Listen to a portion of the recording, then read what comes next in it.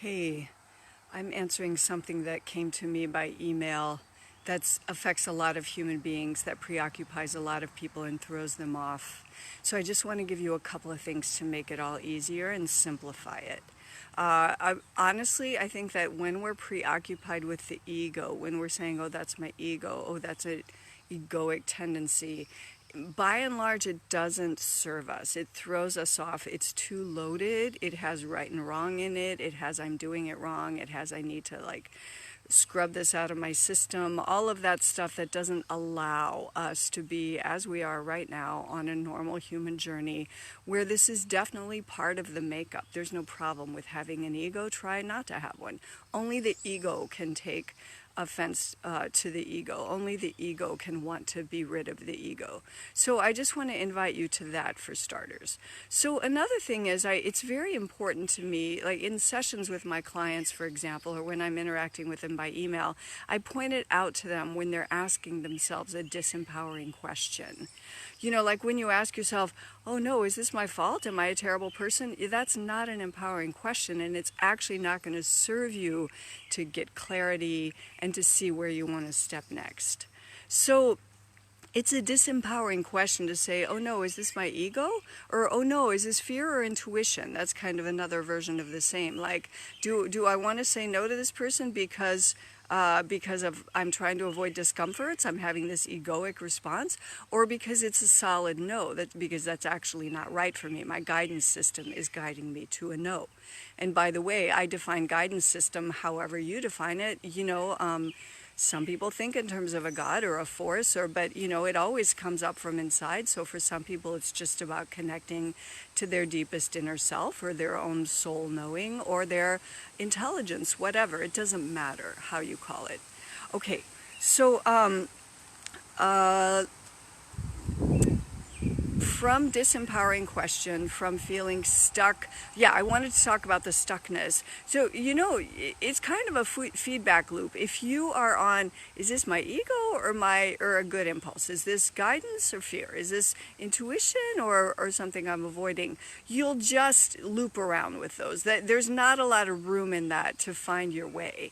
And so you just get sort of obstructed with the fear that you'll call it wrong or that you'll follow the wrong impulse. So I just want to invite you to get away from that. And if you feel immobilized, actually immobilize yourself. Actually sit down or lie down, close your eyes, feel into the immobilization. It's always temporary anyway. It actually serves you to just drop in, breathe it, feel it, tune in. We get all kinds of awareness when we do that. Illumination wants to come in. The next revelation wants to come in.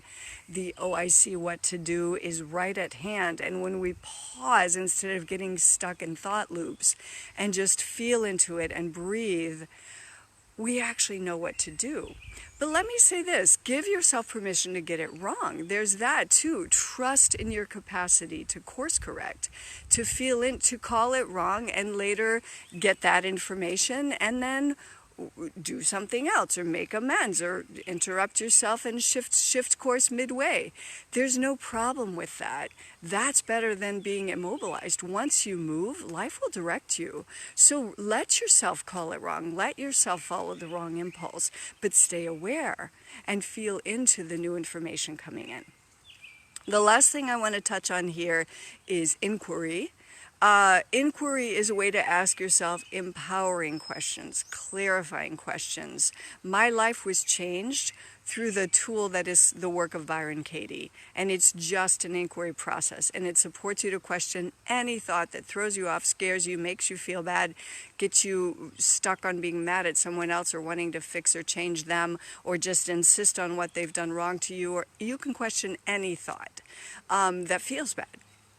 So if you pause, for example, let's say you feel a no to something, but you get worried about your ego and you get worried that, well, I'm really saying no because it's going to make me uncomfortable. I'm really saying no because I'm selfish. I'm really saying no because I don't push myself to go out there enough, or whatever you've been told or have reinforced for yourself or believe. And you might just first write those thoughts down. Here's what's tripping me up. I'm afraid of not going out there. I'm afraid of following comfort. And or I follow comfort too much. I don't get out there enough.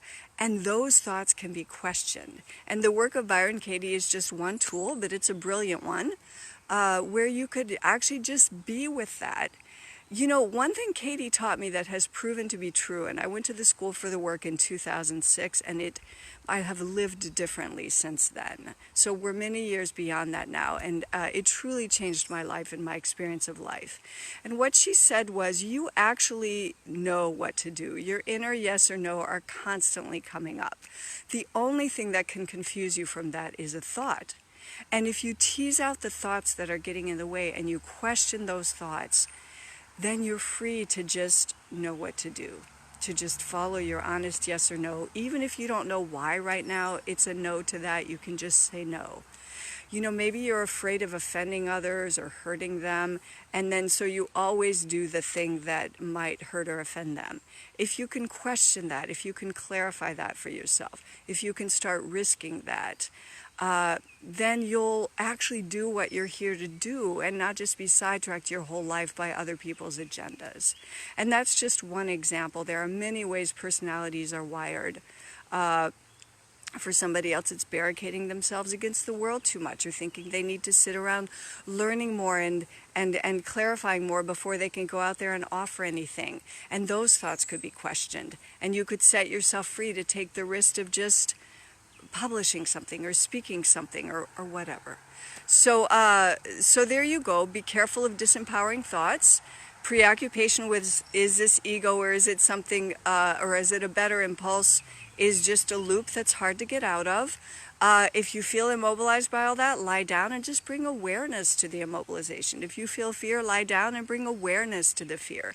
Sometimes the answers come just through the body and breath, or at least we can drop down out of the head for a moment and find, okay, well, what am I willing to just try this time, and it's okay if I'm wrong. And an inquiry, if you really want to ask yourself questions that are empowering to get you to clarity. Okay, there it is, folks. Hope that helps.